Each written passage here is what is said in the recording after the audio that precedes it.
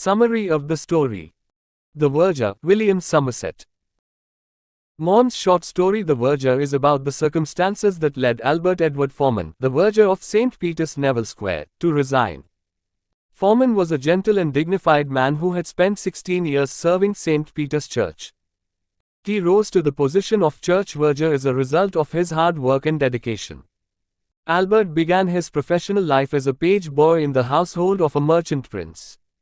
But he rose through the ranks from footman to single-handed butler to widowed peeress. Later, he became the verger at St. Peter's Neville Square. However, with the appointment of the new vicar, the verger's eligibility was called into question. One day after the christening, the new vicar summoned the verger to the vestry, where two elder churchwardens awaited them. The vicar praised Albert for his sincerity and ability to do the job, but he ignored his long years of dedicated service and wisdom gained through experience because of Albert's illiteracy.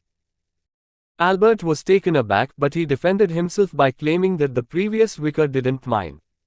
He went on to say that he could manage everything well without any formal education. But the vicar was adamant.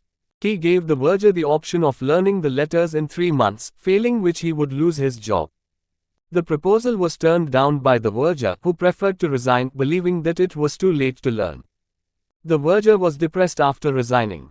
He didn't want to be a servant again because he'd been his own master.